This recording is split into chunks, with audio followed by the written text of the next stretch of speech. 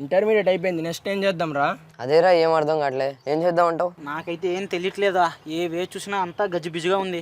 ఇంతవరకు హ్యాపీగా గడిపేసాం, ఇంకేందో అర్థం కాలే. ఎంసెట్ తీసుకుందామా? ఇవన్నీ అయ్యే పనులు కాదురా, ఏమైనా మంచి ప్రొఫెషనల్ కోర్స్ తీసుకుందాం. ఎవరైనా సజెషన్స్ అడుగుదాం రా. వెళ్తా ఉంటారు కదా, ఇప్పుడు వాకింగ్ చేస్తూ ఉంటారు కదా. చూద్దాం రా, ఎవరన్నా వస్తాయో మరి. ఎవరైనా వస్తాయి వాళ్ళు అడుగుదాం రా. అక్కడ ఎవరు వస్తున్నారా? ఆయన ఒకసారి సజెషన్ తీసుకుందాం కదా. సరే రాండి. అదండి రా వెళ్దాం. Excuse me sir. ఓకే అమ్మా చెప్పండి. మాది ఇంటర్మీడియట్ కంప్లీట్ అయిపోయింది సార్. ఇప్పుడు నెక్స్ట్ దేనికి వెళ్దామని కొంచెం ఆలోచన.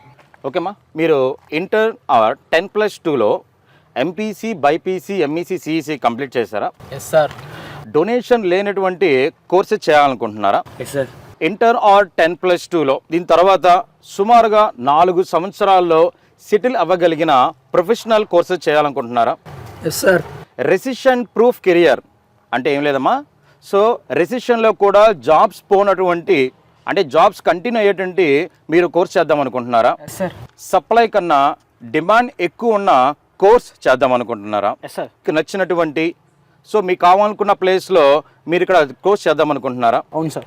ర్యాంక్స్ అనే ఒత్తిడి లేకుండా కేవలం పాస్ అయితే చాలు కెరీర్ సెటిల్ అయ్యే కోర్స్ చేయాలనుకుంటున్నారా? Yes sir. అయితే అవి మనకి సిఏ, సిఎంఏ కోర్సులు.